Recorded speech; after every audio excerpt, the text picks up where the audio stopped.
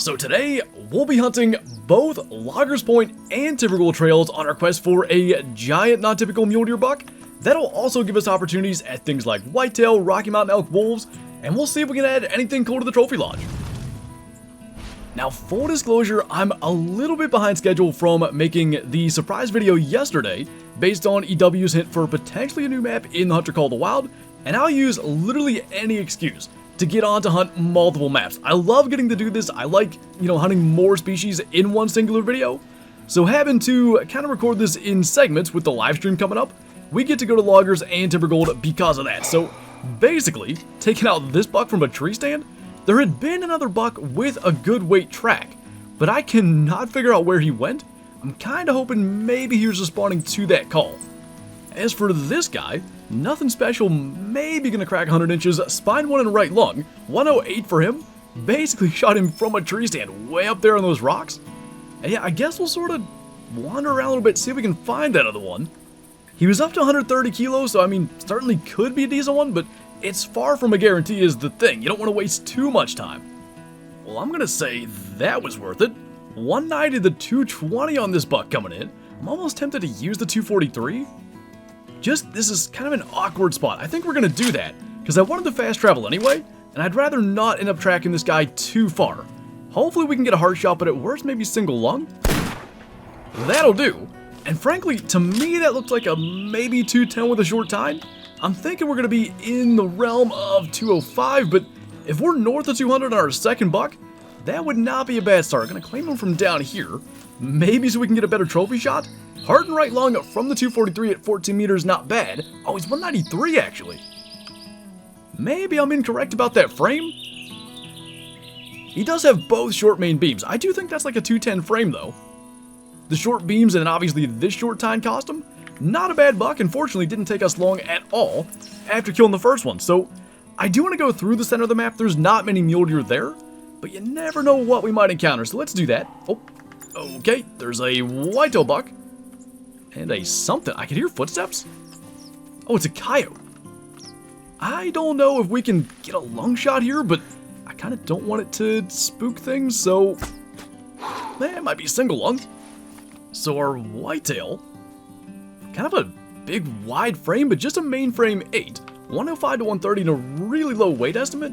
Now I will say he's kind of coming in from a weird spot. This isn't where I thought the call came from. I think he's about to notice us, so let's get that shot off. That track lit up as the current trail, so that would mean that that's the one that grunted. We can grab him and then go back and check on that coyote. I really hope we caught the side of the lung. That shot was not our best. Lung, liver, and intestine brought this guy down. He's going to be 109, so better than the mule deer by 1 inch. Well, wouldn't you know it, there's another whitetail buck, completely other end of the weight spectrum, but right about the same score. 85 to 95 kilo, and I think he was up to like maybe 135. Able to get that guy down, and I did get the track. I came over here, that guy grunted right about the time that we were up to the coyote blood. It is body blood, but I'm wondering maybe now, since we've taken the time to call in that buck, is this gonna be old enough? It's about 10 to 17 minutes. It may be down already. This doe's coming in. She very much knows that we're here. Oh, that's not good. Do we really? No way. We got her in the spine. That was stupid lucky. Because we absolutely could have had a way bigger issue on our hands than just the coyote. So we're going to go ahead. I still can't see anything. Gonna try to dispatch her. That'll work. Let's grab these two then. And we can be on our merry way, try to track down the coyote. How do we do that? Lung, liver, intestine. Thought it was like perfectly broadside. Whatever works, I suppose, considering the way things are going with our shots. If it drops it, we will take it. And then this one, yeah, spine too. I knew it was intestine, but we were lucky that it was that high up. Neck and right lung. None of these shots what we're actually trying to do, but they're kind of working. Let's see if we can figure out where our coyote got to. So all in all, not a terrible track. I wonder how that's not a lung shot. Maybe it just kind of skirted alongside the lung and didn't actually hit it. Somehow shoulder blade and skull, that would be my guess then. 42 score. And this is why so often I'll say, we'll let the hunt take us where it will, because this is not at all the way I had planned this hunt going, but shot a number of bucks already, one decent one. Hopefully that can continue. Well, as you can see, we're working our way back into mule deer territory. But even yet, we've got another whitetail buck, another very average one. And I remember not knocking another arrow. This might be a good thing that he wasn't a huge buck. Now, rushed the shot, ended up single lung. But if that was a really big buck, he may have fled before we got the arrow knocked on the string. So, still single lung. Still not going to be too bad. And as we work our way south, hopefully we run into some more mule deer. We still have yet to even find a herd of bucks. Well, he didn't really make it easy on us. He dived down here in all this brush among the rocks. And I think, sadly, that's going to be our biggest whitetail buck to this point.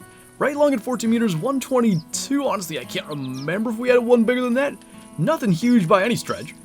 But yeah, I think we got to wait about 6 minutes so we can fast travel 5 minutes now. We'll probably jump down here fairly soon just to get well into mule deer territory, but I'd like to think we're going to start to see them pretty soon. Well, go figure. Apparently, it's a little easier said than done to find a group of mule deer here on loggers. So I think we're going to go ahead and try to take out this whitetail buck with the 243. Oh, or what are the odds that's a mule deer? It is a mule deer. He's right down there. Well, I guess we can just kind of creep up to the edge. The plan had been to blast it with a gun anyway, so I don't think there's any point taking it slow. Let's see if we can walk over here and get eyes on it. So that's going to be our buck. And I do think he's by himself, so still no groups of bucks.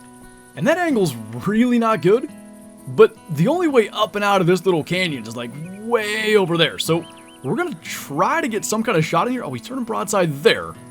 Maybe we can kind of get lucky here. That felt like we could maybe punch into a lung.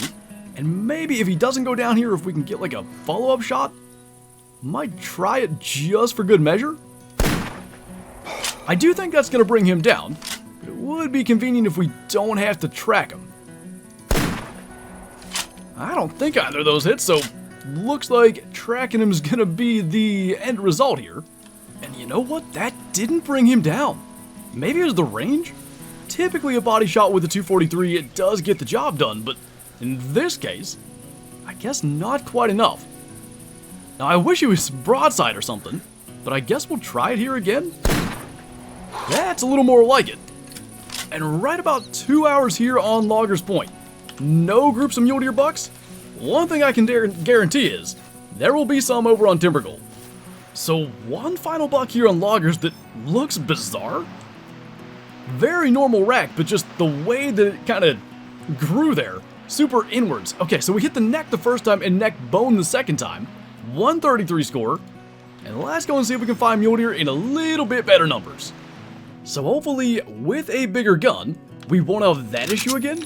Brought the Mosin with its 7.62 by 54R ammunition, which, by the way, has a mule deer on the box, so maybe that will lead to good things. And because we've already done a full 2 hours on Loggers, we might be a little more picky here on Timbergold. We'll see if that's a good idea or not. Well, there's nothing to be picky about on our first buck. 165 to 195 with a couple of stickers.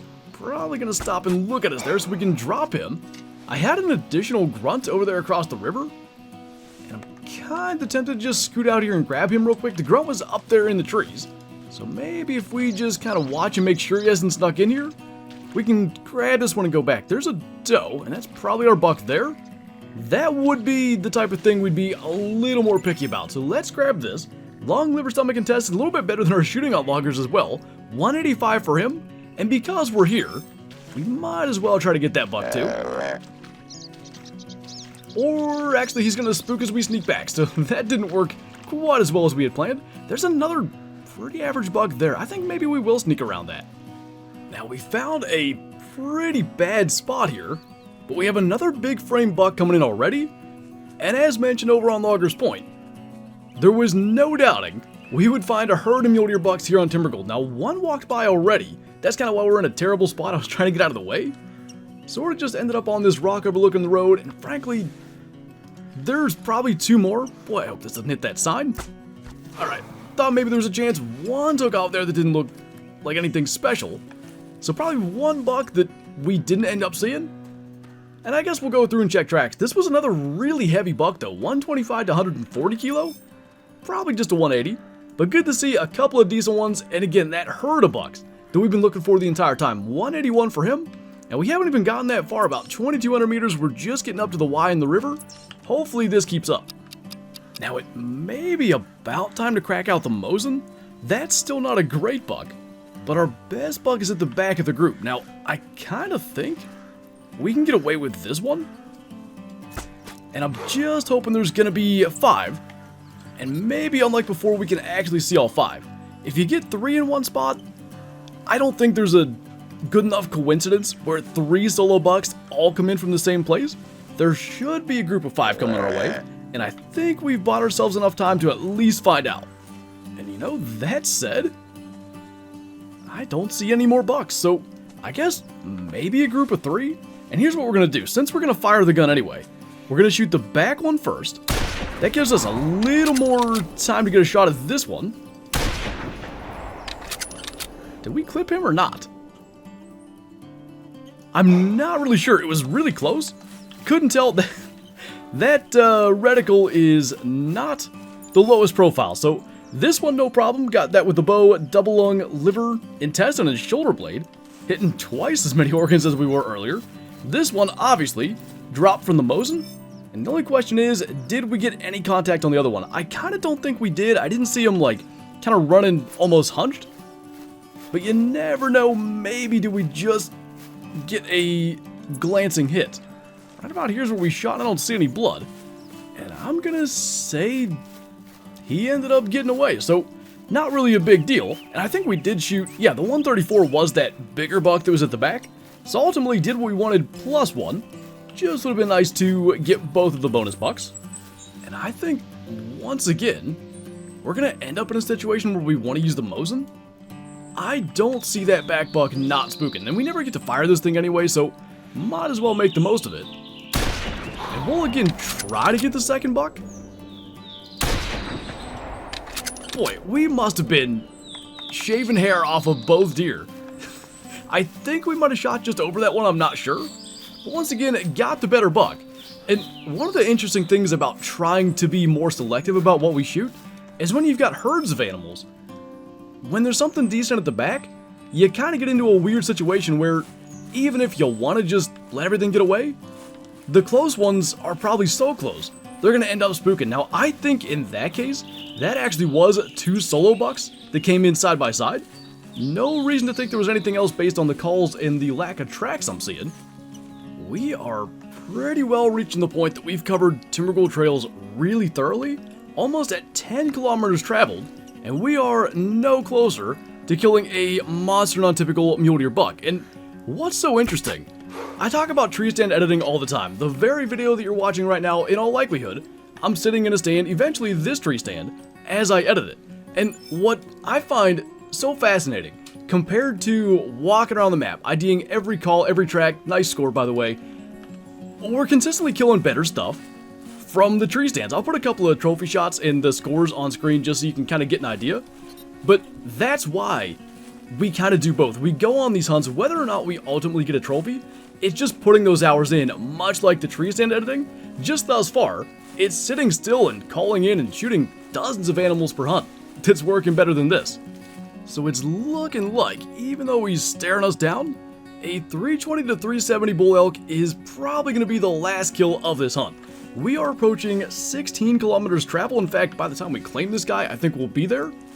And also, it's like 1 p.m. in game. We have been all over Timbergold trails, and it just hasn't really worked out. There is something sneaking up on us, and that could be a problem. Let's just get this shot off. That brought that guy down. I'm assuming that was another cow that was coming in. There she is. So we have confirmation. I think we did shoot the best thing here. And like I talked about earlier, ultimately, like, the point of these videos is just to put hours in. Between loggers and Timbergold trails here, we're at about 5.5 hours, 328 elk, nothing special at all. I think it was 320 minimum. However, that's our 100th Mosin harvest, so we'll take that. But so many of these things have happened on live stream or while tree stand editing because it is that amount of hours. Hunting something so insanely rare as a 400 non-tip mule deer every season on the leaderboards, there's only a couple. It's gonna take a bunch of hours, and whether it's through videos, live streams, or tree stand editing, we're gonna be on Timbergold trails and Loggers Point quite a bit. So on that note, that's going to do it for this video. As always, thank you guys for watching, and I'll see you next time.